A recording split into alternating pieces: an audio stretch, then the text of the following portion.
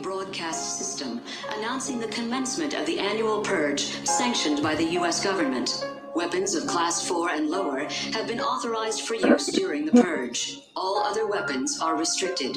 Government officials of ranking 10 have been granted immunity from the purge and shall not be harmed. Commencing at the siren, any and all crime, including murder, will be legal for 12 continuous hours.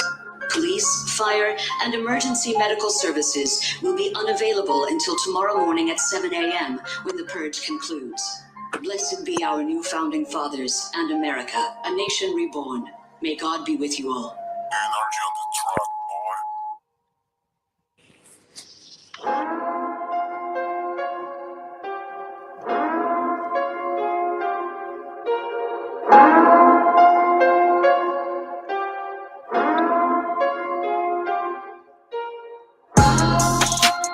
Oh, welcome everybody to another night of Grizzly True Crime with Ginette and Matisha Lucas. How you doing, Ginette? Hey, good. We're welcoming everybody from coast to coast and around the world. We got a show for you tonight. We're going to talk about some things that everybody's always been asking questions on. You know, were you ever curious about what your future holds, or tests like what you need little things to nudge to make your decisions or anything? Or may you ever consider telling or talking to a psychic? Now, psychics can range from people who claim to see your future to those who can give you more general guidance on what area of life you can work on, personal development. Some say they can even remove curses, and others may claim they can even talk to you or your dead relatives. Before you dismiss psychics outright, like I used to do years ago, it's important to know that it's been a lot of academic and even governmental research into psychics. The University of Arizona had dedicated a lab called VERITAS. Is it VERITAS? VERITAS, yeah. They study psychic phenomenon, and the efforts concluded in 2008 through the co-director went on to the Windbridge Research Center, which certifies mediums. I did not know that. The US government has repeatedly studied psychics' abilities for use during war. Psychics have been used to solve unsolved crimes. I think we talked a lot about that with you, Jeanette, and other psychics. Mm-hmm.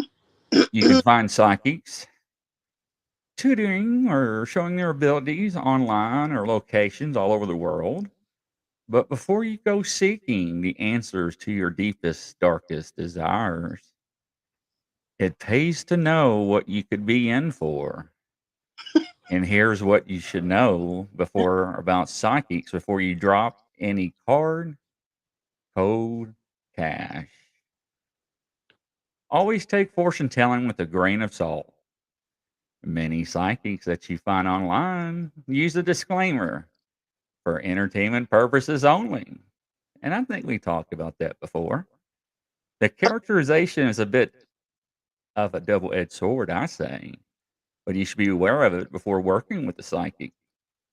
Essentially, if you take advice based on something or someone that is a psychic that tells you, you can't later go back and sue that psychic for, say, for losing a bunch of money on the stock market or not getting the medical condition treatment that they said or he said, to try this or try that. And we brought that up before, didn't we, Jeanette? Correct. You shouldn't even tell a psychic or even have a psychic influence significant decisions, no matter how gifted they appear. See, ladies and gentlemen, this is what we always talked about. That's the thing. There are people out there that are scammers. People will take your money and tell you things just to get you hear what you want to hear. All psychics, usually, or palm readers usually want to hear about love, sex, work related, your romance in your life. Where's my true love? Where's my spark? There's my What do you think, Jeanette? your lottery ticket. Yeah, I gave my lottery ticket. And how much is it going to cost me? Yeah, yeah. Mhm. People are very diehard lottery ticket players. I had a call yesterday for the lottery, and I said, "Listen, I wouldn't even hire me to do that because I haven't conquered it yet." Some things I've conquered. For example, if you said to me which football game is going to win and what is the ratio, and I do pretty good there. That I do for friends, and of course my husband is poking me, who says I don't have any psychic ability. He does. And then of course you have the friends who are like, where's this, where's that, and they're your buddies, so of course they don't want to pay for the help. But yeah, the standard calls are pretty much romance, finances. um Sometimes, Is my boyfriend going to leave me? Please tell me. Please tell me he's not going to go. yes, he is. He sucks, so let him go. I tell people right up front, you got a 50-50 shot on this one. I'll tell you a story about that. And that's what we're going to do tonight. We're going to talk about the varying abilities, what the government uses these various abilities for. For example, well, first let's scoot over for the first definition of what the government uses psychics for. And so let me just tell you, the military and different government departments use psychics. So the CIA hasn't been using psychics since the early 60s. So if you said, yeah, I worked for them, they have rules governing them that they're not allowed to do it. They don't just pick up some kid and say, we're going to kidnap you, take you to this site, and you're going to work with us with 15 other little kids. That did not happen, never did happen. Now, overseas, people say it happened. It did not happen. It didn't happen in Russia. You have to be vetted. You have to be interviewed. And some people have to show a really incredible sign of being a psychic or psychic ability. So let's talk about the first one. So the first one we're going to talk about, the ability, is called PK. And it's a psychokinesis. Now, what is that? Now, I have that What? ability. What was that? It's called PK. P like Paul, K like cone. Not cone. Kilo? Kilo? Okay. Yeah, we're not high here, but yeah, kilo's good. Thank you, Okay. Mr. Police Officer. So, all right. So PK is basically focusing your mind to break windows, break cars, break fingers, done that. Broken cars, done that. If somebody can really piss you off, you're not really supposed to do it. I turned it over to God. I said, this is what I want you to do. Would that be okay? Now, when I was younger, I was really naughty and I played with it. When somebody robbed me, I tortured their car. So I used a lot of Uri Geller energy. And even though he's very anti that, I was young at the time. So, And was you the one that took the little slugger to the both headlights? yeah, no, I like to, when I do whatever I work on, I like to get credibility. So I like to get my material in the newspaper to have validity of what I did.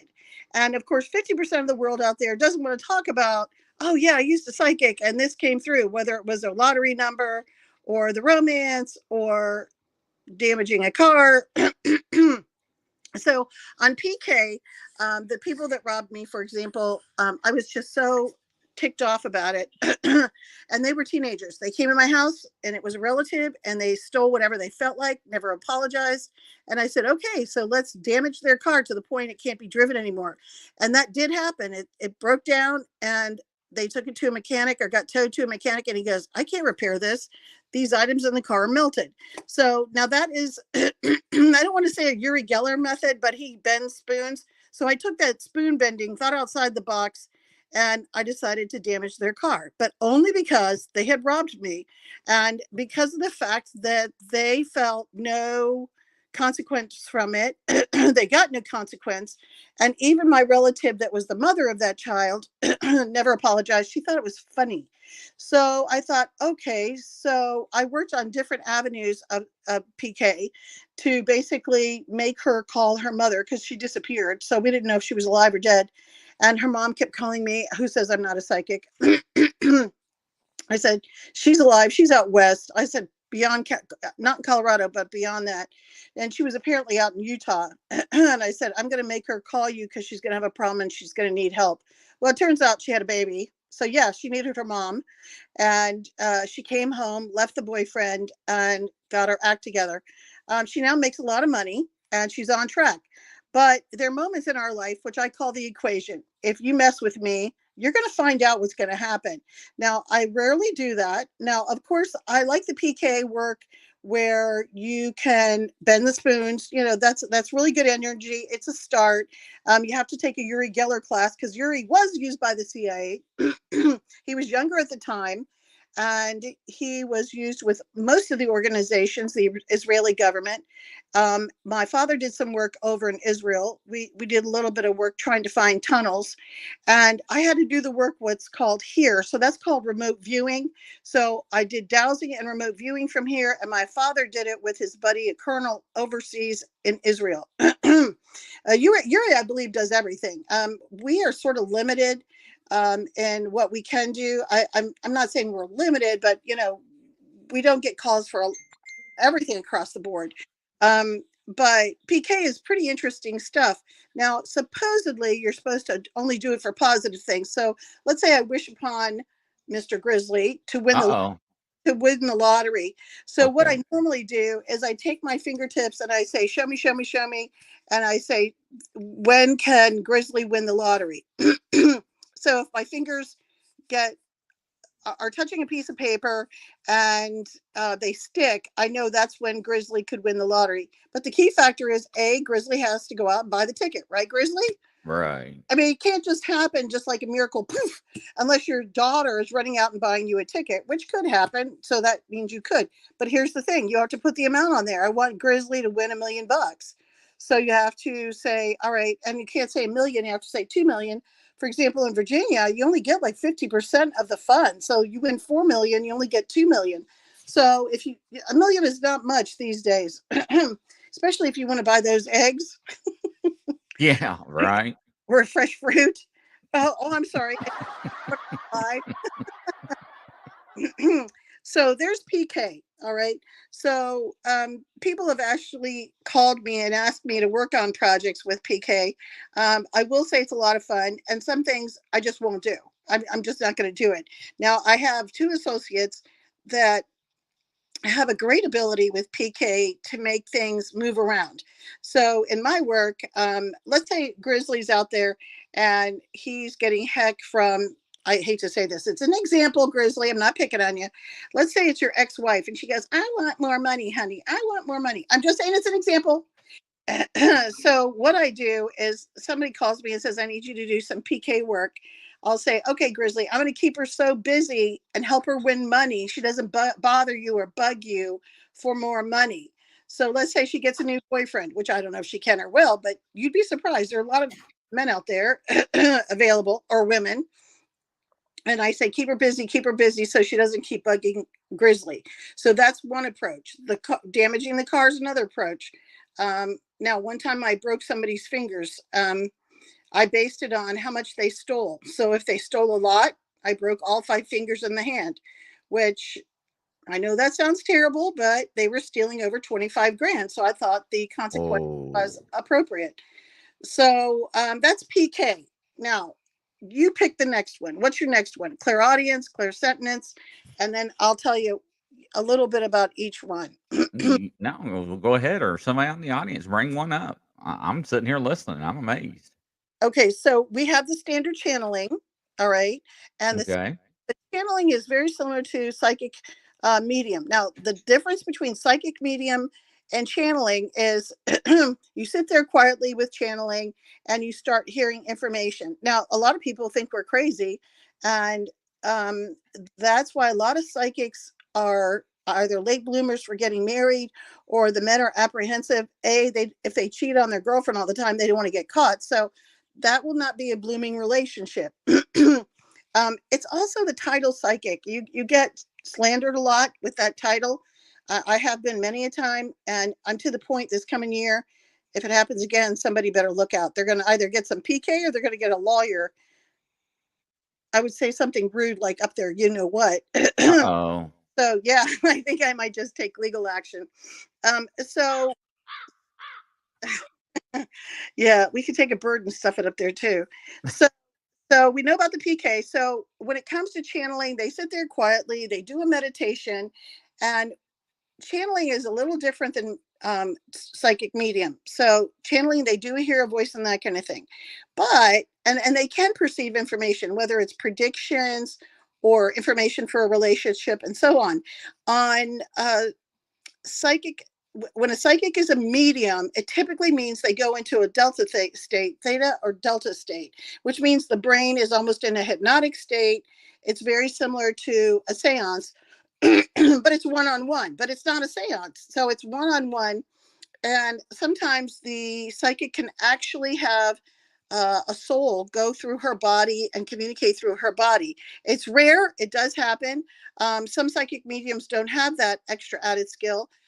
Some do, some don't. I did it a few times and I just scared the bejesus out of my clients and my sister.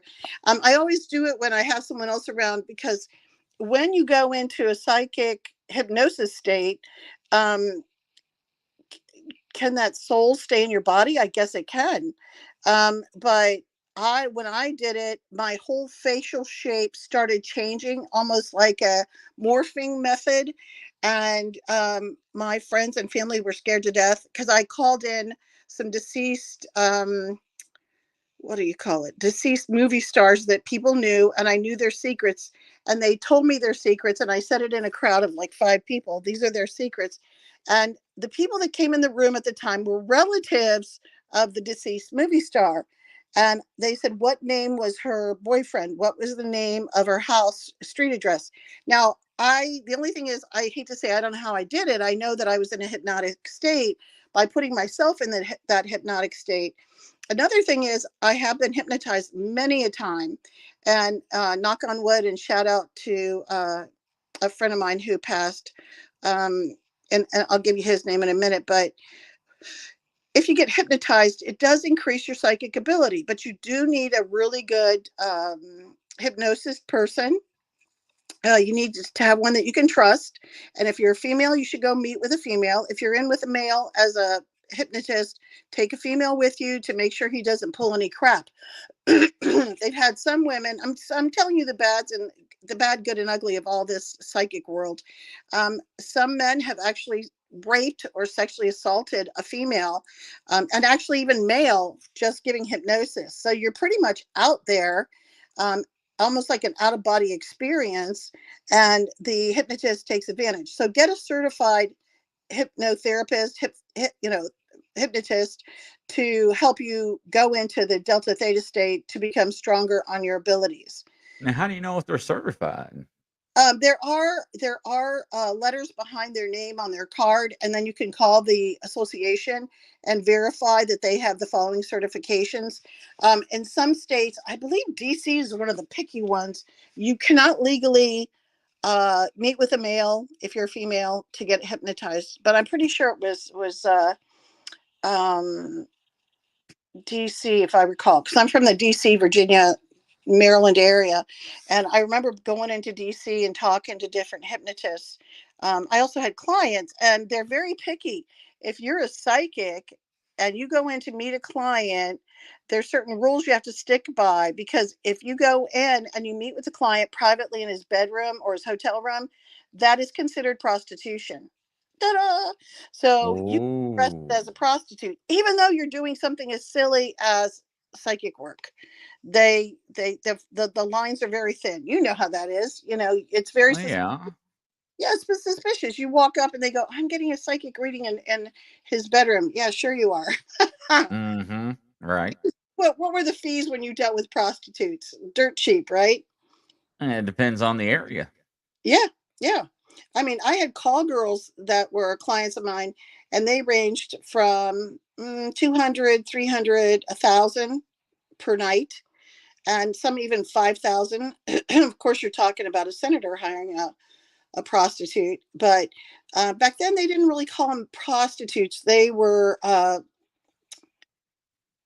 escorts, more escort title, Yeah, but that's what they're more today. Escorts, call yeah, girls. yeah, they're not on the street. They're high end, and so if you're a psychic for one of those, you got to be careful with that too. I was doing some work for both the hookers and some drug dealers just as a psychic, making decent money when I was young. And a friend of mine at the FBI and I were talking about it. And I said, can I be arrested for telling him which routes to take so he doesn't get caught when he's picking up the drugs? He goes, yeah. And he goes, yeah. He goes, okay, look, I'm just going to tell you, these are the rules and I will arrest you. And I said, thank you. So he goes, so quit it. So I stopped working for the client, but the hookers on the other end, or the escorts, they normally ask the question, am I going to be safe tonight? And you know how that is. Am I going to be beaten up, or is this guy going to come through and pay me the money he owes me? And so that's why I mentioned there are fine lines with this work. I mean, back then, over 20 years ago, can you imagine getting paid $1,000 for the night as a call girl? That's pretty impressive. Right. Right. Well, they would go see their John, and then they would call me and give me $100. They'd throw me a tip of $100. And people have said I've been a hooker. I've never been a hooker, never been a prostitute ever, and I can pass a lie detector test on that. So, but I did get tipped by one, so more than once, and that was really nice. But it was mostly safety, if anything. I haven't worked with hookers or escorts in years. I'm not up in that area anymore. So I guess somebody else is picking up the slack, maybe one of those, I know a lot of the car chauffeurs, the chauffeurs for the limos, they get the big tips, Oh, yes, they do. like they get paid to go pick up and deliver. They get paid Yes. to pick up food. Yes. But I The think that corn mafia out of Indiana. They they, used to sell cars to transport marijuana. yeah, and if it's not marijuana, it's a girl she's called a transporter, isn't she? Yep. Okay. So the guys that are driving can go, I don't know what you're talking about. They can play dumb all they want, but Yeah, I'm just picking up a girl. That's all. yeah. My friend, I'm a Uber. you're what? I'm an Uber. Hmm. There you go. All right. So Really? we're going to leave. So we've got a psychic medium and we've got a channeler. So years ago, channeling in California, as you know, was huge, and they would channel some kind of spirit or a spirit guide. Now let's break it down and talk about a spirit guide, because people have actually asked me on radio, you haven't done it, but I'm going to teach you something you don't know yet. Some people say, my spirit guide is an Indian. My spirit guide is Johnny B. Quick. My spirit guide is Elvis. All right. So when I had my near-death experiences, I was not really given a spirit guide. I was told information would come to me by the ceiling. Literally looks like it's parting, and people come through the ceiling and they're looking down and they're talking to me, and they're giving me, I mean, I literally see their face. So one time I was really sick and I was getting over breast cancer and I was in terrific pain from the surgery, and I asked them, can I have somebody from heaven come down and help me? I thought I was going to die. The medication was just not strong enough. I was chasing the pain, and 3 Oriental doctors came down through the clouds, and then another woman, and then a white man came in, and they were all. I fell asleep after I knew they were coming to help me, and so they came through the ceiling, and then I knew that I was going to get help, so I fell asleep, which it's very hard to sleep with pain. You know how it goes. You've been in an accident. You know how Oh, difficult. yeah. You Yeah. just can't shut down. Your brain is like, this is really painful. Yes, it is. I mean, I'm sure you tell me you sleep in a folding Recliner. chair. A Yeah. what? Recliner. Yeah. I mean, people just don't understand what everybody's going through. So anyway, so once they came in, I knew I could fall asleep. And then I dreamed they were operating on me, healing me. And in the next day, next 12 hours, I had no more pain. So I can't say that I have a particular guide. I can't say everyone has a particular guide. My father was huge on the fact that he saw Indian guides and saw a woman that looked like my grandmother, Anna. And so his big thing was, he was told that he was an American Indian in a past life. I was an American Indian in the past life. Yeah, but what is that going to do for you right now? understand the fact that there's terrible things going on with American Indians. um, I never could quite understand. I understand what my father wanted to know. Um, he never really quite said, why do we have a guide? He just said, who are my guides? And draw me a picture. And so people drew pictures. What was interesting is I was skeptical, but when I touched the pictures, it burnt my hand, which I thought was really Wow. interesting.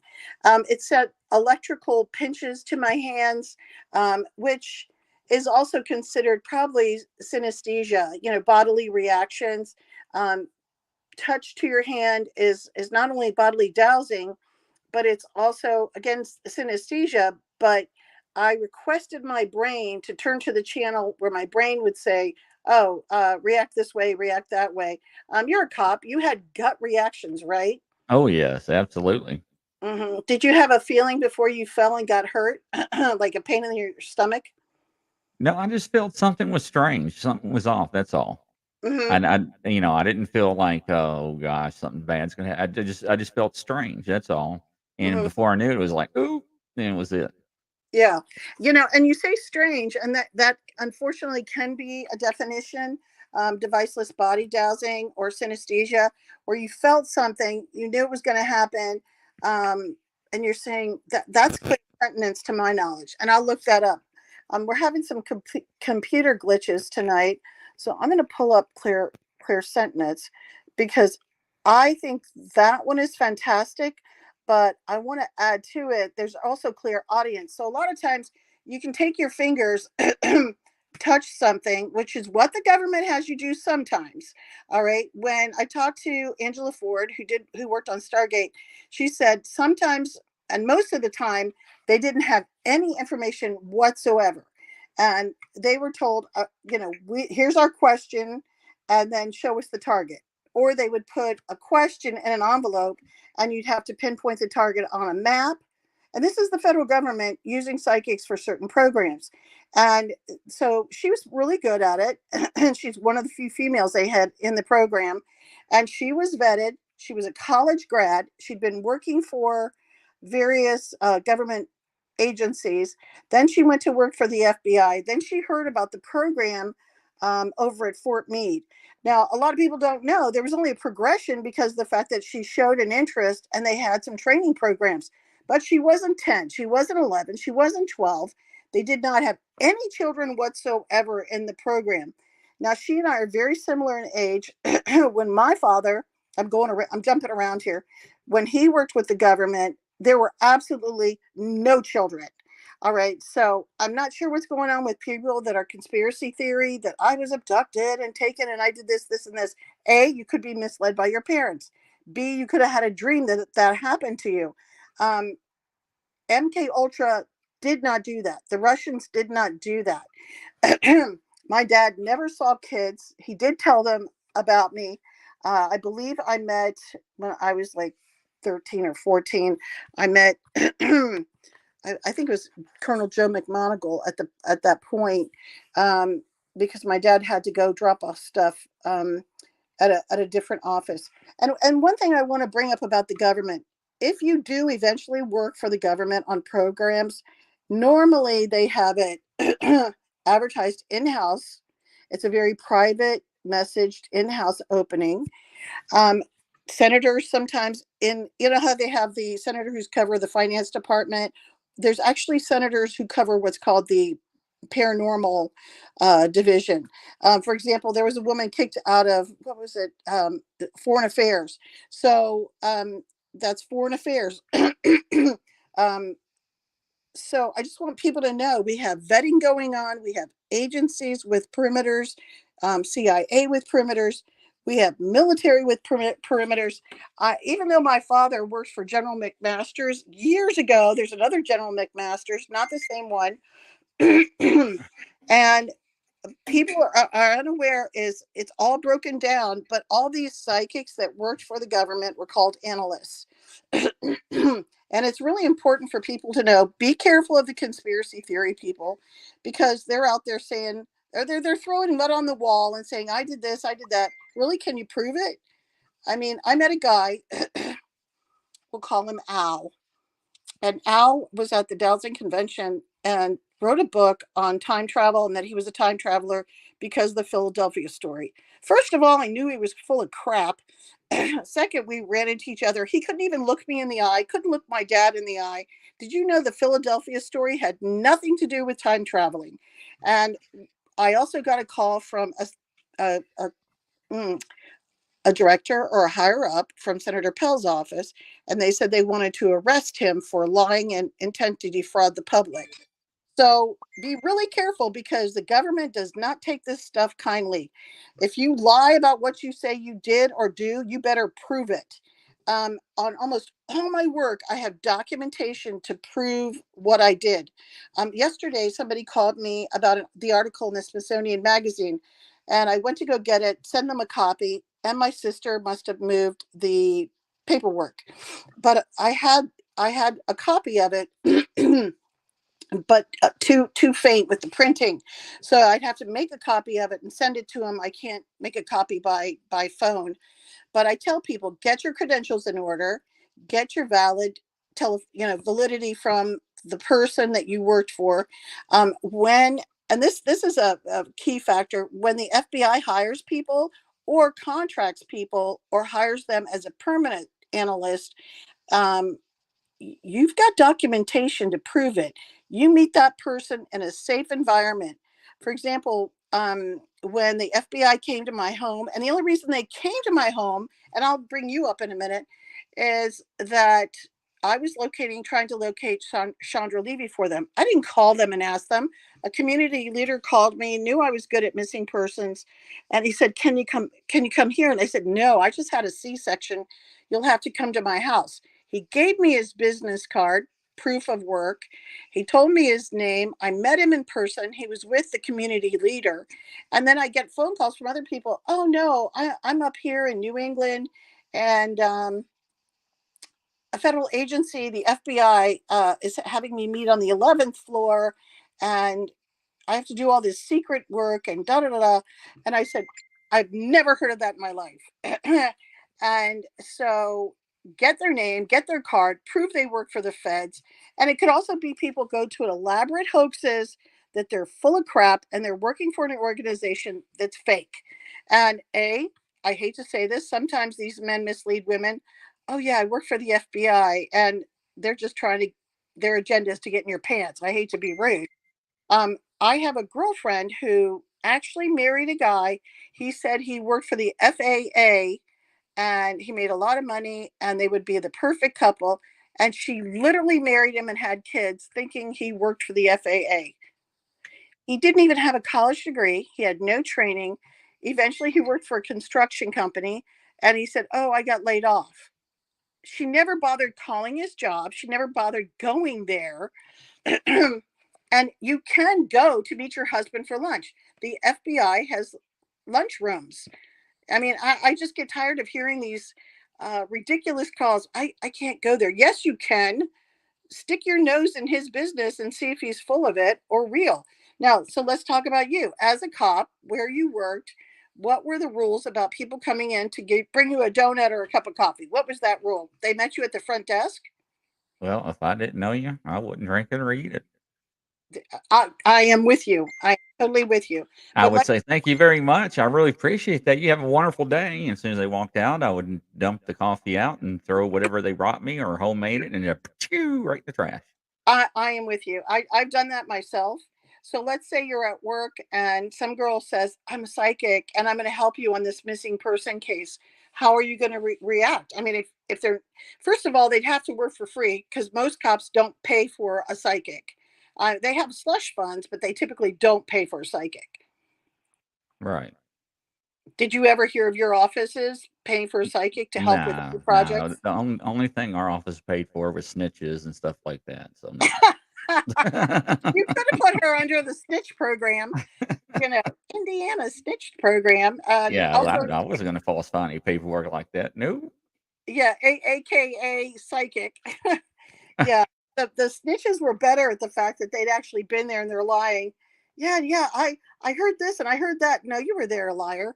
Um, I get it. So anyway, so we have clear audience and clear sentence. So Claire audience is listening and hearing information, and I'm going to pull up Claire's sentiments because there's one more thing, a couple more things I want to check. When my friend Angela Ford was fortunate enough to be, you can call her psychic spy, or in the group of people that were analysts for the federal government, they were later asked after they retired from that project, even Stargate, hey, the Russians want to meet with you guys. They want to have I don't want to call it a party, but it was sort of a party where they got together and they met each other, and the analysts were sent to Russia to get to literally meet in person their competitors, which were this, and they heard about what the Russians did versus what the Americans did. I'm sure we didn't convey everything we did. Some of the Russians actually meditate on the PK, where they try to damage people and hurt people at the CIA. That's a fact. That did happen. They were getting people sick at the CIA. So eventually there were a lot more programs put in place to protect people working for the CIA. So I know because Angela had pictures of going overseas and meeting with the Russians. So you got to be careful again with people and the things they say. So before I go into Claire audience, biolocation is something that just came up. So biolocation, and I want to cover all these things. So I talked to Angela, and I know what my father worked on, and I know what I worked on. And well, let's go back to biolocation. Biolocation is the ability to be in two places at the same time. So it's like an out-of-body experience, and you tell whoever's in the room, whether it's the project, what's going on. It's the same similar thing of remote viewing, very similar. And you say, okay, so I'm going in, and ISIS or terrorists have MKs, or they have bombs, or they have pills. I don't know if you know, but back in the Ice Ages, no, I'm kidding. Back in the Nordic times, they had people that when they went to go conquer England, they had people that would go crazy because they took some pills, some kind of pill concoction, and they went crazy. And I can't remember the name of it right at the moment. But what was interesting is that ISIS, or the people in that terrorist group, some of them used a pill concoction. You take the pill and it makes you crazy, and you can become a suicide bomber. So, but biolocation is different. So I'm just letting you know, for biolocation, it's like an out-of-body experience. And there's another thing that way back, I would say the 50s and 60s, they considered people that were saints were capable of going, I don't want to say out of their body because they didn't call it at that time. They would say, it comes here to this site. So let's say the I guess we could say the saint was at your house. Okay, so they're at Saint Anthony is at your house, and he's trying to heal you of all your problems. When Grizzly's laying there, and we've got a saint there. So that's the demonstration of that ability. Okay, so some of this stuff people dispute, but most of the time, these characteristics, these trained, talented characteristics are real. For example, here's one. It says biofeedback. It's still disputed. It's a disputed form of alternative medicine that was developed in the 60s, involves feeding the patient data concerning biological functions that were previously assumed to be regulated automatically by the nervous system. So it's very complicated, but the patient is made aware of breathing, blood pressure, heart rate, glandular secretion, or muscle tension, and is taught techniques, again, training, to influence these functions at will. All right. Now, I wouldn't be surprised if the government did that long ago. Okay, fine. They don't do that right now. So let me see. I'm gonna go over to Clear Audience. Let me see if I can find it for you. There's another one that while I was looking it up real quick, because I had a meeting and I got sidetracked to tell people this. One thing that's interesting is people say I'm celestial. All right, celestial, let's define that real quick. Celestial is from the heavens, a spiritual form of from the heavens. And there are people or psychics that say, I'm very celestial. No, you're not. It's information from the heavens. Okay, put that back in your pocket and tell them the facts, period. Don't sit there and say, I'm this, I'm that. You're not from the heavens. I mean, it's really great that you have abilities that are from the heavens, but let's say you die and come back. You're in and out of the heavens. So you could say out of body if you want. So let's see. And I'm if I seem bothered by what's going on with people lying, is you've got psychics out there taking people for money. I have a set fee for everything I do. All right, so I just found clairaudience, and I want to give the term and definition to people so they get it, comprehend what's going on. It's a form of channeling, usually clairaudience. Oh, no, I don't want clairaudience. I want clairsentience. It's called psychometry. Okay, clairsentience and psychometry are very similar. So, for example, when I worked on the Casey Anthony case, I got in the mail a teddy bear from the little girl, Kaylee Anthony. It went from the mom was in jail, so the grandmother sent it to the man I worked with, and he packaged it up properly so nobody else could touch it. I got it in the mail. I put it by my bed. I incubated a dream. I also did dowsing on the project, and I double checked everything I was picking up on the location of the little girl. Now, I think that psychometry is outstanding. Angela and I work on projects together. She is not that fond of psychometry. For example, let's say I take a pair of your underwear and they're clean. You still have a scent. You still have a scent. You still have a vibe. And I say, oh, I know where he went. He's at the beer alley with the pool tables. And then your daughter goes, I know where my dad is. He's playing pool. He's playing hooky. He doesn't want to be dead tonight. So I'm just giving you an idea. I had the teddy bear. We talked about your underpants. Okay, so be it. When people send me things in the mail, sometimes it's a t-shirt. I worked on a case in South Carolina, and people didn't want to believe she was deceased. They thought she was in sex trafficking. Well, you can define sex trafficking as if you're grabbed by a group of people. I'm going to sneeze. Oh my God. Hold on. If I have to mute the mic, I'll do that. Hold on. Yeah, I don't want my eardrums being blown out. While she's sneezing, Doris says, what do you call someone that tells the future when reading playing cards? Now, Doris, are we talking about a regular 52 deck of cards with the jack and everything in it and the joker? Or are we talking tarot cards? What, or just regular playing cards like we're playing poker or something? Yeah, if you can clarify that for me. Hold on. There we go. Bless you. I keep sneezing. Yes. All right. So Doris wants to know, what do you call someone that tells the future when they're using regular playing cards? Yeah, well, I started out when I was young with a deck of cards. No, Really?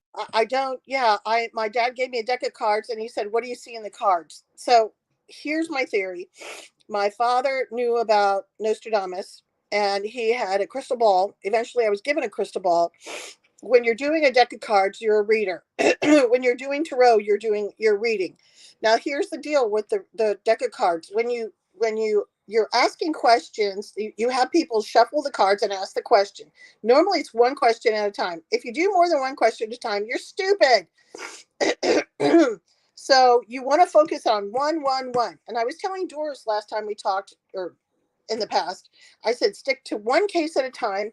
If you will have to isolate it to one case a week, because you want to focus in on just that particular person, the age, and the variables.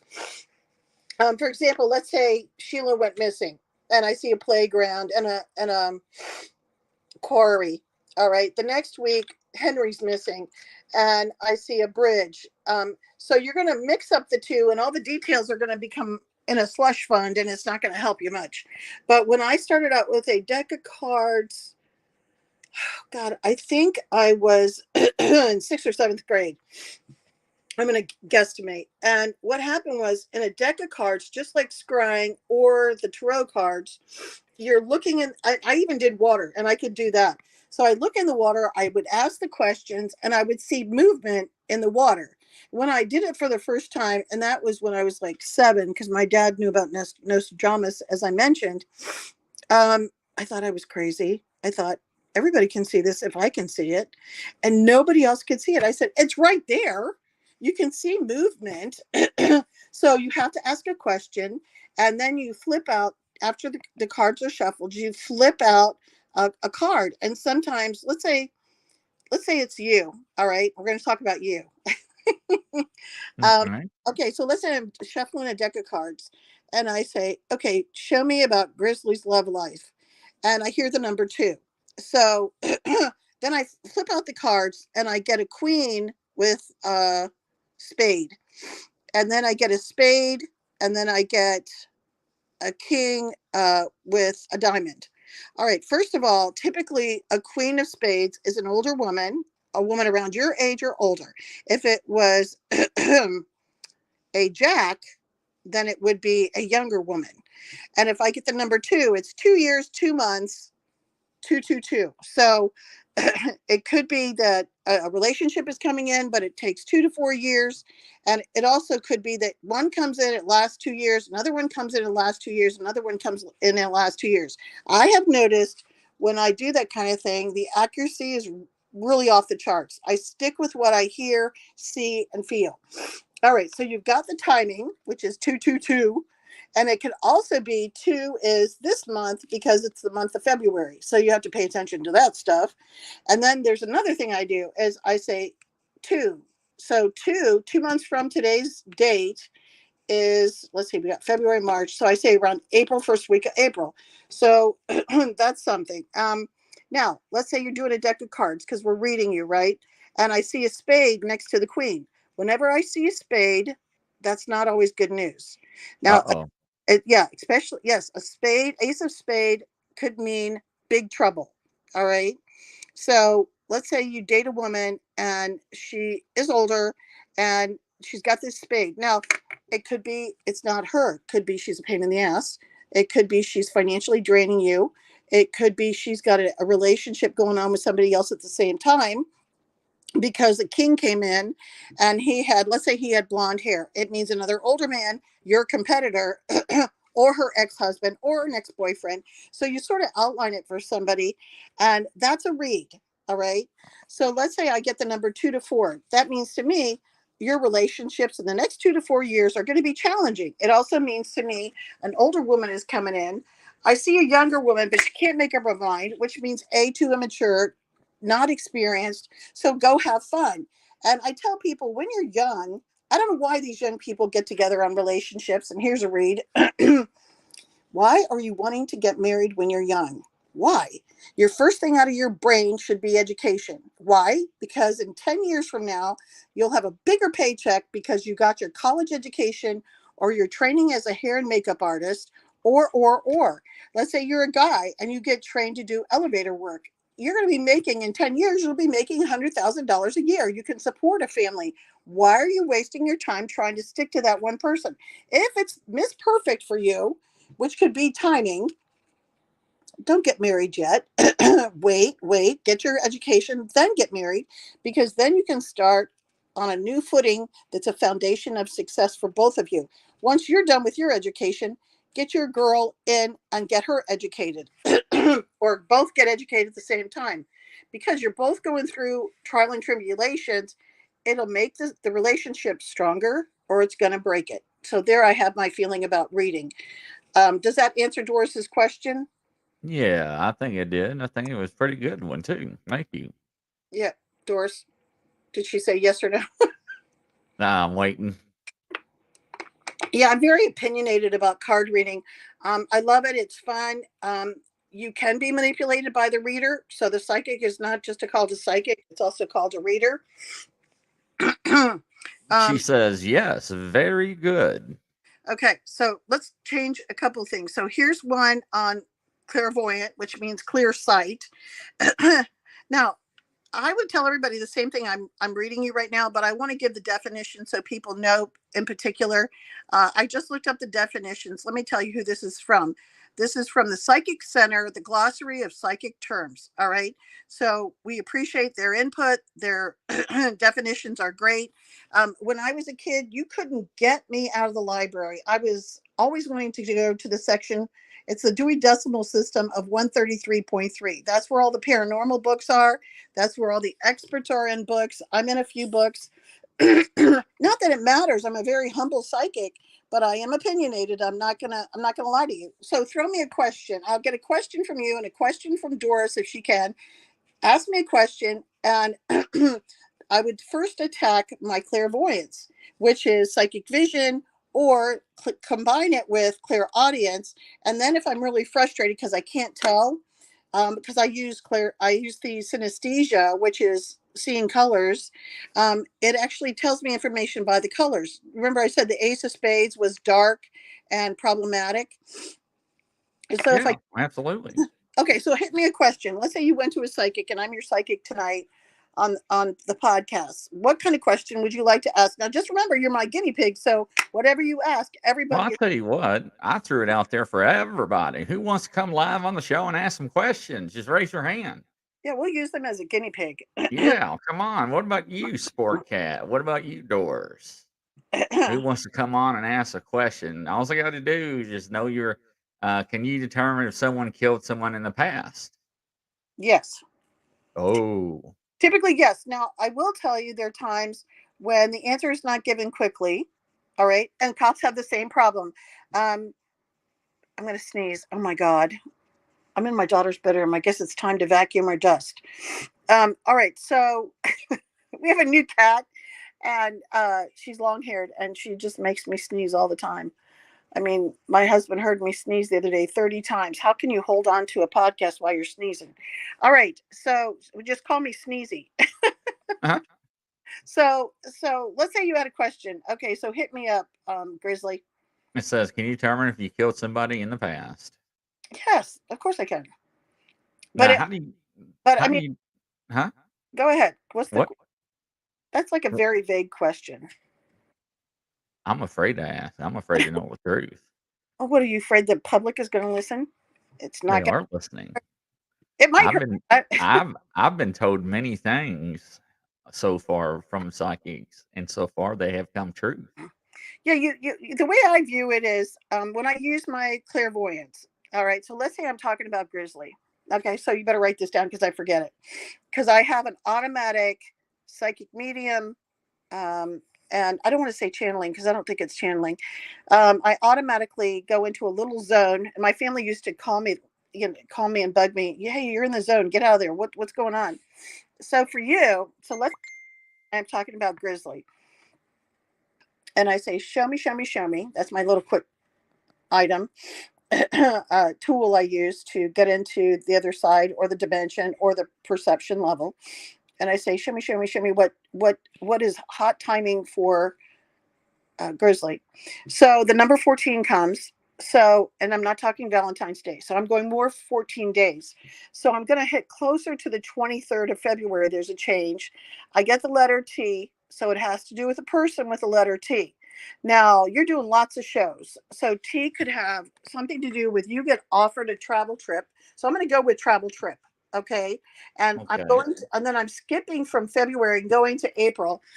And you'll know around April 4th and you'll know around April 17th. Now that's synesthesia. I get it. Not everybody has it. But I always tell people these are hot dates for you in a good direction. And then you have to make a decision based on the topic. Now, what's real interesting is as I flip from February to April, I see this white building. So I have to describe it. That's clairvoyance. And it looks like I don't know why I want to say this, but there's a set of stairs that are, I don't want to call it round, but I'll say in that kind of shape.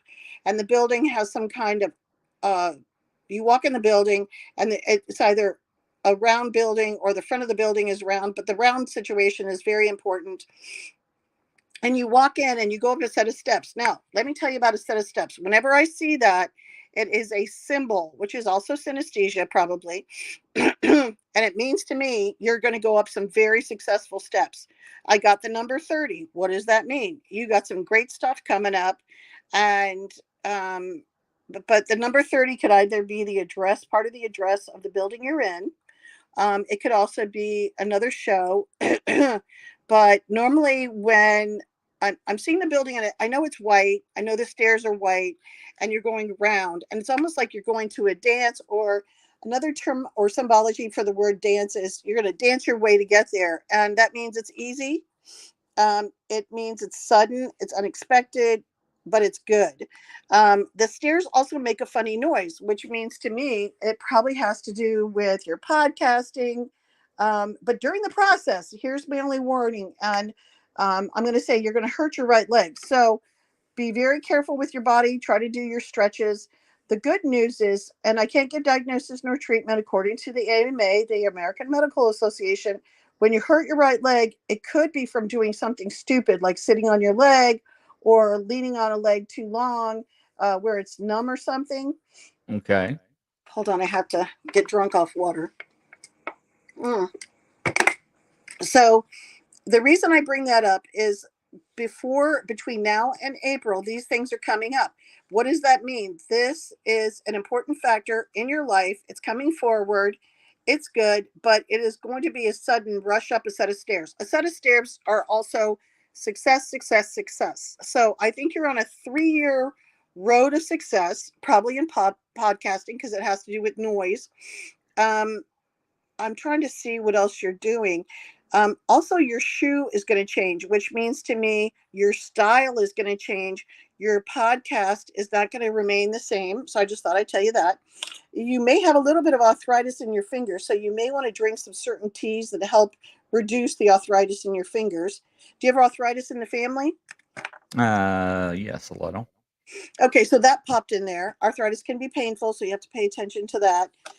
So let's say the next important date was June around the 10th, and that the letter R that pops in is, it has to do with either a psychic reading. It won't have to do with you, but it will have something to do with June and July, and the letter R is coming up. So R to me means public writing, publishing.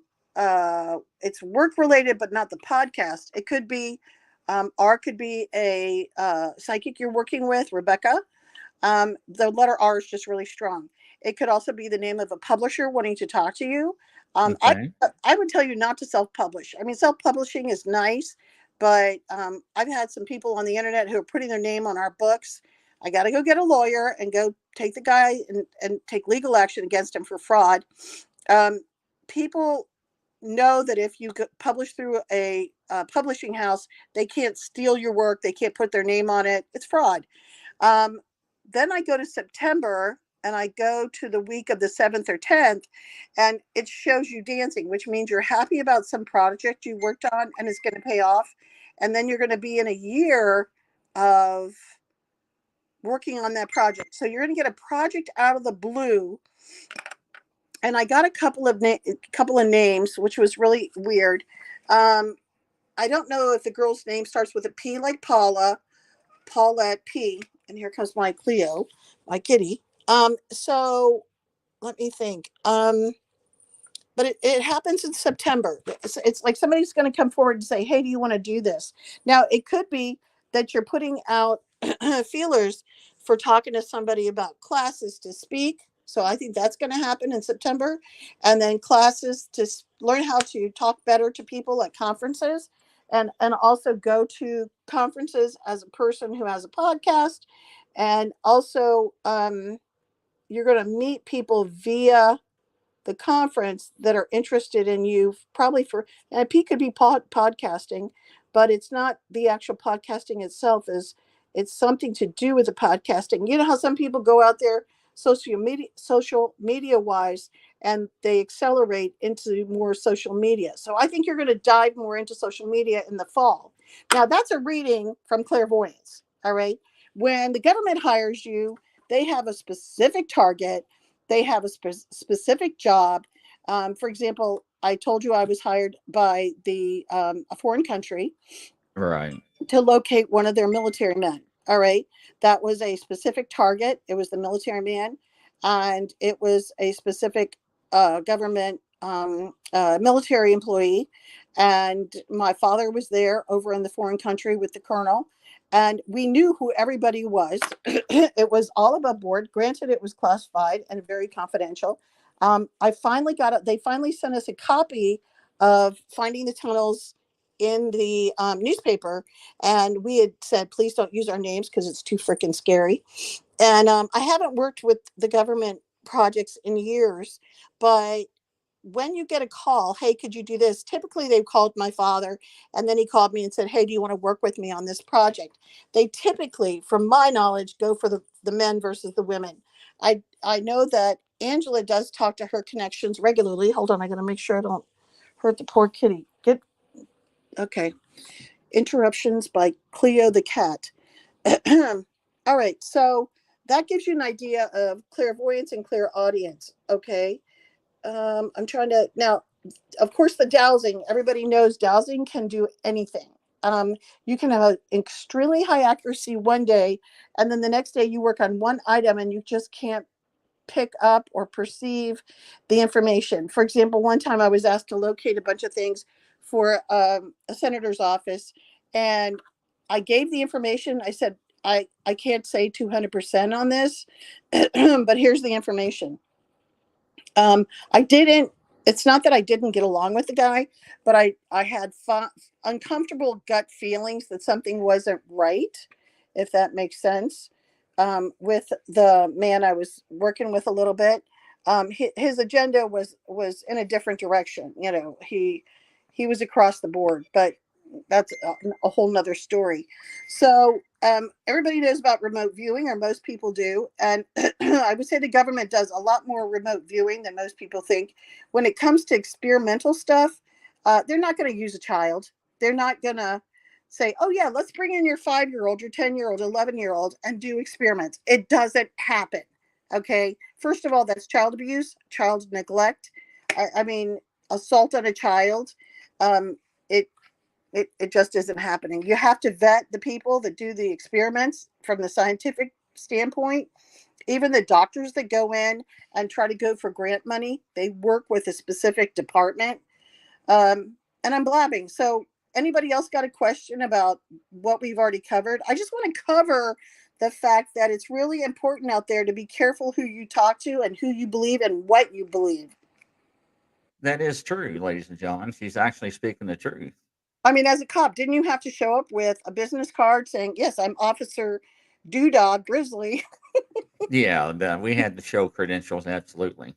And I Yeah. had one officer, believe it or not, on a traffic stop in a fully marked uniform or marked car, fully marked car, and in a uniform, and they required to show his identification. Now that to me was far fetched, but They just had 2 guys arrested in the Midwest. I think one was in Ohio, and he was in a cop training class, and he was pretending to be an actual cop, and he got arrested for trying to pull people over. What a moron! Why would you do that?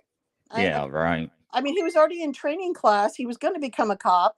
You know, obviously, psychologically, he felt the need to do it right away to empower himself.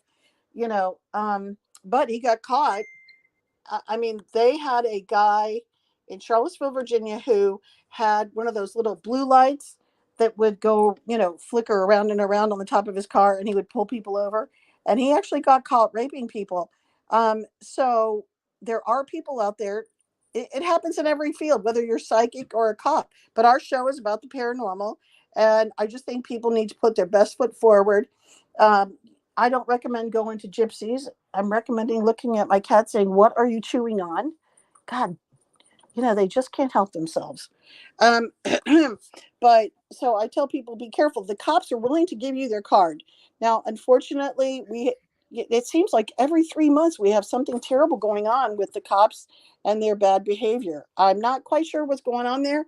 I think there's a fear factor with them and concern about their safety. So it's a 50-50 double-edged sword on what's going on. What do you think's going on with these guys that go beyond the boundaries or the rules? Well, unfortunately, like I told and talked about on other shows, is that we use state of Indiana, for example. Okay. in state of Indiana, if you are in an unmarked vehicle to make a traffic stop, that means no markers on that vehicle identifying you as a law enforcement officer. You must be in uniform. So now, if you are in a marked vehicle that signifies that you are a law enforcement officer, light bar on top, markings on the side, front, back, whatever you want to call it, and you get pulled over and a guy comes out with a t-shirt and blue jeans, that is legal. But he probably has to identify himself, right? Well, yeah, he will. Absolutely. Yeah. And But that is still a legal, justified stop. Right. And I'm saying the same thing with a psychic, except for the problem is in our field, at least 50% are a complete waste of time and a joke. All right. And I mean, there are people that like me. Most of the people that get a reading from me or talk to me enjoy my work. And then you have the few that just don't like the fact that I'm that opinionated. So I'm going to switch over and go back to what we're going to talk about. Well, actually, we have a question for you. Hit me. Samantha Lopez says, how can somebody build confidence in their abilities? Okay, so again, the more you learn and you go to the library, the decidual, God, I can't even talk. Decidual system. I can't even talk. Decidual system, yeah. Yeah. Anyway, it's section 133.3. Grab a book and start reading about the definitions of different psychic abilities. See which ones you have, and whichever ones are weak, work on those. So let's say you're weak on your visions. Say I want to work on my visions. Let's say it's clear audience, and you can hear some really good stuff, but don't tell people because people will think you're psychotic. Yes, that is true. Honest to God, I mean, even you would think that. From the cop standpoint, oh, she's pretty psychotic. She tells me she's a psychic, and she's hearing voices. Okay, so she must be schizophrenic. That's what I did. I wanted to work on my weakest abilities, but then suddenly I noticed that my diet was affecting my perception levels. So I drink a lot of water, at least 6 glasses a day. And water, our body is what, 60% water. The only problem is you have to go to the restroom all the time, but it increases the vision. Water is like a mirror. And they also say, the eyes are the mirror of the soul. Honest to God, there is something to do with the spirituality. Oh God, I can't even talk today. I'm under the influence from medication. So, That's awful. Yes, absolutely. I can't talk. So I think that watch your diet. I mean, decrease the sugars. I don't want to say increase the proteins, but I hear good things about increasing protein. But definitely increase the water. Even when I drink tea, I put Splenda in versus sugar. I try to stay away from the sugar at all times. I think that's what I would do if I was Samantha. I would go hit on my talents and see what happens. I do love the dowsing only because it's exterior from the body. When they hired my father, he went to DIA, Department of Intelligence. DIA, so Department of Intelligence Agency. He went to DOD, Department of Defense. He went to CIA, and he did work for the military. All right. Why? Because he knew the right people at the right place at the right time. Plus, he was 15 minutes from DC. All right. And people had heard about his work doing the dowsing for water. And then he extended himself for dowsing tunnels with his friend who worked for the CIA. And here's another thing. You can get into groups with people.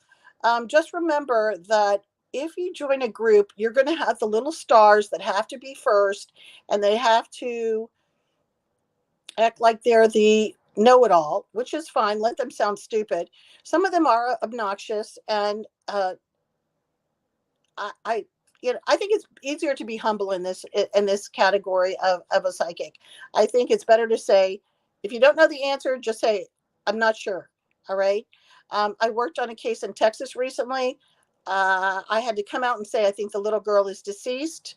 The guy is a truck driver and he drives different trucks. I should have kept working on it, but I had just had a medical procedure. And, I was trying to get his age, but it was hard because I said, God, he looks older than he should. So I'm going to guesstimate 40. I don't know. I told him the details. And I said, but unfortunately, I think he killed her.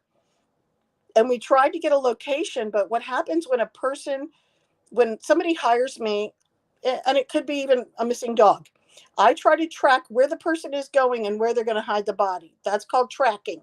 And I can use the dowsing to track that person.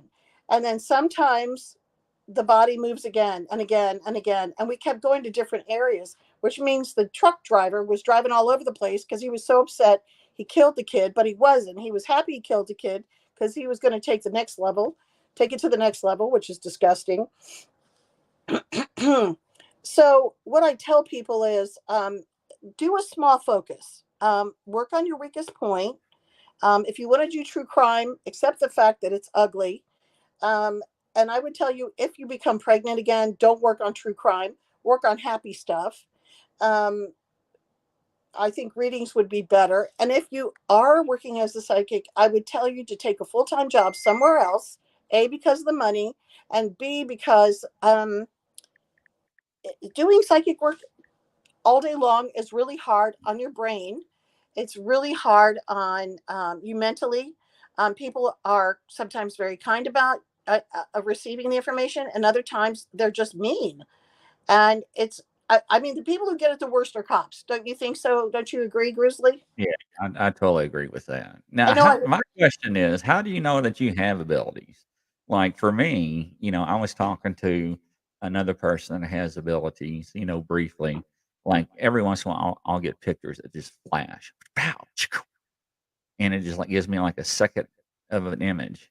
Yeah. Then I get feelings, and then I get tingling feelings, Yeah. and for some reason, I see people's orders.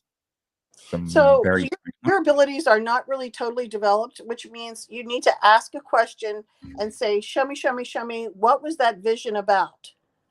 And then say, okay. was it about my driving the car down the street? I'm not safe. My car dating this woman who's a monster. Is it about my work? Is it about my parents? Is it about my child? You have one or two kids? Two kids? 2, that is Two. correct. All right. So you have to say, show me, show me, show me. What was that vision about? What am I being informed about? What am I needing to know to help myself? And a lot of people don't do that. That is very, very helpful. It could increase the vision itself. I don't. Has it because I finished my reverendship or anything? Is that what magnified it maybe? Well, I think the more we become educated in our field, and your platform is paranormal with the extension and amendment of demonology, I guess you would That call is it demonology. correct.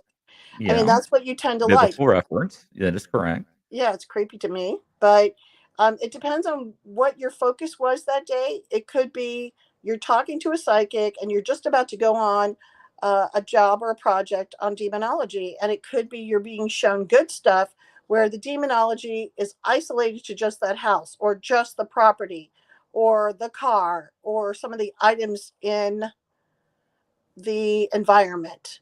Um, Okay. Now let me turn this on you. Now, what happens if it's a person over and over and over? Just a person. okay, so then what I do is I say, all right, so let's say you're talking to a psychic and let's say it's about the psychic and you say, show me, show me, show me.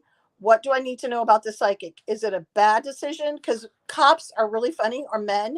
They'll get a gut feeling where it feels like it's pushed in or uptight, which means it's not a good decision to work with this person. I mean, I've worked with some people. It's not that I don't get along with them. I just don't feel the equation is correct. It could be they just don't know what the hell they're saying, or their interest is more in the emotion versus the vision. Whenever I get a vision, let's say it's a missing person case, like I just got a call from someone from out west, and she said, okay, so you said the body might be over here. Well, so she went hunting, boots on the ground, and so I, she picked out an area. She sent me photographs. I said, I don't think that's the one. I said, that's probably a body buried from whatever time frame. First of all, go to park police, let them get the dogs to go sniff it, say this is a very suspicious grave. And terminology is everything. You know how that is. Right. But because you're asking about a person versus a project, I would almost say, is this a good person for me to work with or team up with? There are other factors. I've worked with other psychics who've taken the money and run. I paid them and I said, look, I'm going to go 50-50. You go ahead and collect the money and pay me later. They took the money, they left. I never saw them again. I've had people who've taken my books and they said, yeah, I'll return them. They never did. They left. They disappeared. So it could be something little. So the gut reaction is going to be small. The bigger the gut reaction that's pushed in on your stomach, the worse the scenario is. Does that help you? Yeah, it does. I mean, I feel warm and fuzzy and everything, and like everything's really relaxed, and like I have no worries. I'm like, don't worry, be happy. It's just Yeah, like da yeah, da da da da. yeah. And Samantha Lopez comes in and says, "Have you had visions, predictions that have not matched with another psychic when predicting an event from the past? And how do you respond in those situations?" Uh, Well, I mean, I'll give you a small sample of, and again, I'm just one of those many psychics out there, and there are a lot of good ones out there, and there are a lot of crappy ones out there. One time I was at an event, not an event, somebody's house, and she didn't call herself a psychic, although I knew she was very psychic, and she said, "Oh, I just picked up a lottery number," and she said, "I had a dream about a lottery number for tomorrow. I'm going to play it," and I said, "Oh." And she gave me the number. So let's say it was 317. And I said, I hate to say this, but I'm getting 324. And two psychic heads together, are better than one because as a team member, and she was awesome, we were both very positive. My number came in the next day. Her number did not. See, But I would have played both. she did. She did. And I asked her to definitely do that. And she even sent me a little bit of money. And I was like, well, that'll buy lunch. I don't turn down that kind of thing because you know what gas costs these days. I'm like, oh, that'll be a tank of gas. Um, so so let's say we're both getting different things on different missing people. I've had a psychic call me this past year, two of them. One wanted me to work on a case, and I said, I really don't want to do it. I really don't want to do it. And every time I get that feeling, I just don't want to do it. She goes, well, I get he's dead. And sometimes you can be influenced by the psychic, and it wasn't her fault or anything. It's just she got blackness. And I said, typically that is dead, but blackness can also be symbology of don't go in that area, don't work on it. So normally if I see a black wall, it means stop, don't continue forward. And he turned out to not be dead because I thought, God, at first I was like, I don't think he's dead. He was in freaking rehab again. So the black wall was, you won't find him, somebody else will find him. Then the family wanted to sue the psychic, saying, oh, and they didn't even pay her, she was just helping to be kind. And hold on, I have to check on the cat. What did you do? Oh, good, she jumped in the hamper. Hold on 1 second, I'm so sorry. But Samantha Lopez, that is an actually good question because that was something that's always been on my mind. You're in a room full of attorneys and you ask one question and you get 7 or 8 different answers. So, yeah, that's pretty good. But There was a psychic TV show one time with 3 famous psychics, and I don't think people even knew how good all 3 were. And they would ask all the psychics the same thing, the same question about a missing person case, and they all gave tidbits on the case, which I thought was cool as heck. I've actually found that sometimes I work with a psychic. I'll get the before or after, and then they get the middle part and the after, and you do a 360. So let's say a person's buried in the dump, and I'll smell the dump and see the dump, or the psychic says, I see Church Street. Well, what if the dump is on Church Street? So we can all pick up different things. You just have to keep Asking more questions to get more visions. Does that help? Yeah, I mean, I think it does. Now, let me ask you this: how many times do you think that psychics can be wrong, though? I mean, we're human. We go off of instincts and everything. Well, you have to accept you're going to be wrong. You don't want to be wrong, but everybody's different. I just happen to have a high accuracy rate on the missing kid. She was deceased. The killer was a truck driver. Could I find and pinpoint where the body was? No, it was really hard, and sometimes that does occur. I did a case before that out west, and so did I do okay? Yeah, because I had to tell the family I thought she was deceased, so it would mentally prepare them for the worst. And of course, it's devastating because it was a child. The one in the Midwest, and they treated us really nice after the fact. The one in the Midwest, Angela and I worked on that one. We said she's up the river and closer to this area near exit 11. Now, what happened with that thing, which was interesting, is she was in the water, and I said a bunch of details, and the mother would not write a letter of reference. The mother was attacking. The mother did not pay us, the sister did. And we both said springtime of next year. And she was found in May of this past year. Why did it take so long? Because I thought the body was, it was in cold water, and that kind of thing does affect the bloating or does affect the flow of where the body goes. But I thought it was caught under a boat. And she spent 40,000 on the canine people, and they did not find her remains. But even though I said downriver, Angela got the same area, to my knowledge, and I got the same area, but she said, no, you weren't right. So what did she do? She talked about the canine people and said great things, but she spent 40,000 on the canine people. All right. And what was funny was I gave her a discount of 500 for both of us, 500 each for the work in the Midwest. Not 5,000, as people lie and say. It was 500 back then. Last year, it's really supposed to be 600. But I got water. Angela got water. I got under a boat. Delay of finding the person. How was the accuracy rate? It was pretty high. Did she go to that area? No. So here's the problem. A person could be really high on accuracy rate, but it can't be validated because people don't even go look. And that even happens with treasure hunting.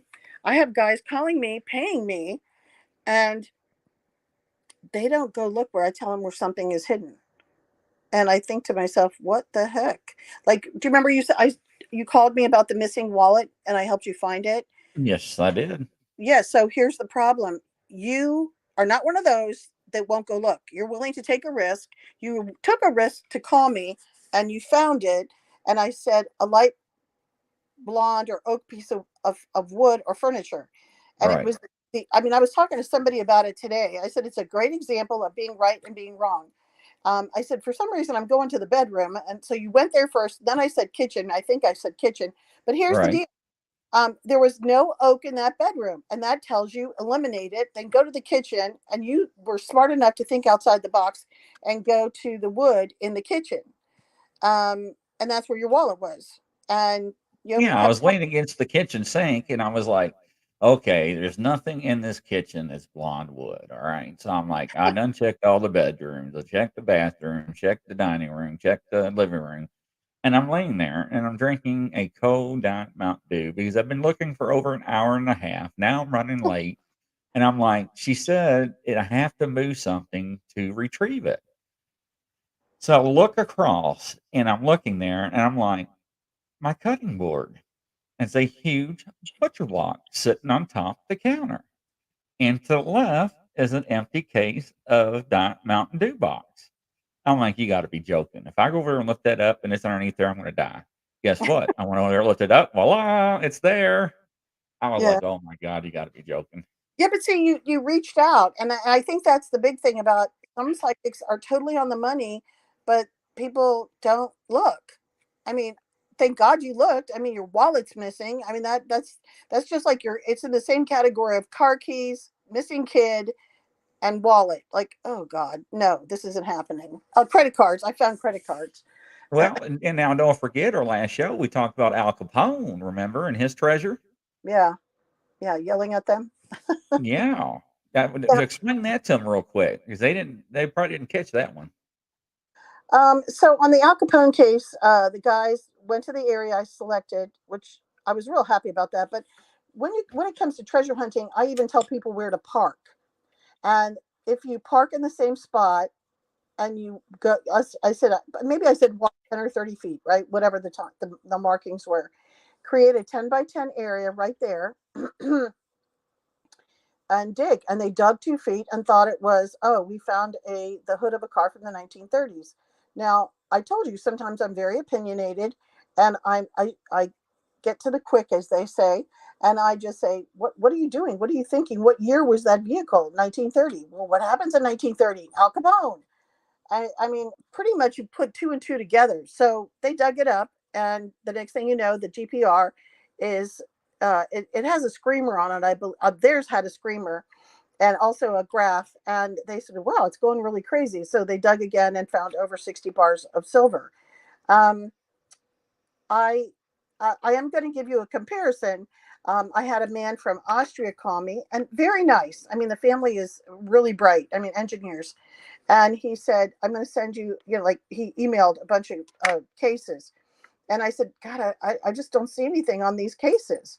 And I said, this one might have something. I want you to park right here. I gave him a GPS. And so he parked right there and he walked so many feet. And when he did, he dug. And within 7 minutes of getting out of the car, he found items from the Dark Ages. Now, he did look, but he was not happy with me that out of 30 maps, there was nothing there. And I said, I can't make this stuff up. If I don't pick up anything, there's nothing there. Why are you going to dig if there's nothing there? I said, now, I will tell you, on one of your jobs, I would send you in a different direction and tell you to go to the stone fence. There's stuff there hidden in the stone fence or under the stone fence or next to the stone fence. And that's the radius I would pick because you're going to find some valuable stuff there. And to this day, 3 years later, he has never gone there. He's never, because he was so frustrated with me. I want the stuff to be on the map I gave you. Well, it wasn't there. It's like going to the grocery store. Oh, I went to Food Lion. They didn't have any more of my favorite chips or hairspray. Oh, they had Deer Park, but they don't have generic. Oh my gosh, they had Jergens Instant Sun, but they didn't have, another brand. So people they lose their patience with me sometimes. I mean, I can be wrong. I'll be the first to admit it. Yeah, I've been wrong. Um, Well, one thing I learned too, being in law enforcement, that other agencies that uses people that have abilities, they mhm. do not announce it when they do help, when they recover bodies or missing persons. They usually do give the credit to the canine people or to another department, or they would say they had what do they call you before, a special guest, or uh, Um, I'm trying to think of uh, that term. Sometimes they've used special guests. Sometimes they've said consultant. Um, Yeah, consultant. mhm. In Right. South Carolina, um, it just so happens before I met my husband, his uncle, I think from his mother's side. No, it was a Lucas. So, woo, it they had a man who was like chief of police down there in South Carolina, Charleston area, and he got into dowsing and he used it to locate missing people, and he was really good at it. And and of course at that time my husband didn't believe in psychics or anything like that. This was before I even met him. And then I saw this guy on TV, and he was um, I don't want to call him a psychic. I would call him a dowser. But he ended up on one of his last cases. I remember him being on TV about was um, hold on, I got a cat stuck in a hamper. Of course, this is Penelope. Just has to interrupt the show. All right, so was selecting areas. So he had an address. He had the boyfriend's address, the boyfriend's soon to be ex-wife's address. They had the victim's address, and they had somewhere else. And the cop dowsed out that the body was in the backyard of where the wife lived. So in other words, it was a single woman who went missing. So they doused it out and they went to the backyard, and he goes, well, this is weird. The only thing in the backyard that makes any sense is the fire pit. Do you know where I'm going with this, right? Right. They had to move everything. And yeah, he and his wife chopped her up and cooked her in the fire pit. Unfortunately, this happens more than people think. But he was chief of police, and he said, I'm not going to lie to you. I'm not a psychic. I'm a dowser. But that's how we found her. And he showed people his L rods. So call him consultant, psychic, dowser. So how did he know to go out in the backyard? Was he just walking around the property with his dowsing rods, or He was. He was. But I really insist that dowsers have several abilities, and that's why I tell people it can strengthen your ability, Samantha. And it's good to do the dowsing because you can see it exterior from your body. And it really helps. But don't forget, we have a second part of the show Monday at 6. So if anybody wants to know, Angela Ford is actually coming on the show to disclose some of the projects she worked on when she did work for the government and how they vet people and that they do not hire children. MK Ultra did not hire children. The Soviet Union did not hire children. They hired women. They interviewed women. They trained people. So there's a lot of confusion out there on this child thing of, yeah, we got children in here. Yeah, well, why not use an adult versus a child? So that is something she's going to address because we talked about it. Hope that helps. And I think Monday's going to be a very interesting show, hearing it from the source.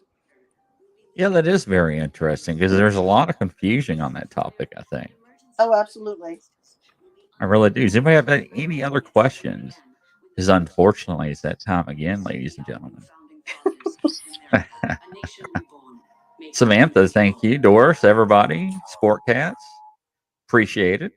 Really do. Bring your questions Monday. Yeah, and if you want to come live on the show, just say so. We'll send you the link and let you interact for a few minutes. It's not a problem. It's been fun and interesting, ladies and gentlemen, from across the world and coast to coast, like I always like to say. You never know what's going to come out of our shows. It's very interesting. You like to say anything else, Jeanette, before we cut it out? Look forward to Monday. People look up Angela Ford from Stargate, working for the FBI and the DOD. Come join us. Ford. Angela Ford. Paranormal and true crime. That's amazing. Angela Ford, I always heard about her, but I never had a chance to speak to her. That's pretty awesome. It'll be great. Yeah, I think it will be. Bring your questions.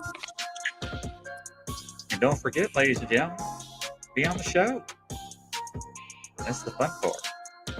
And if you want to email us, all you have to do, email us at grizzlytruecrimes@gmail.com. Once again, that's grizzlytruecrimes@gmail.com. Ladies and gentlemen, it's that time again. We must say goodbye. We enjoyed it. Until next time, we'll see you later. Everybody have a good night. Take care. Night.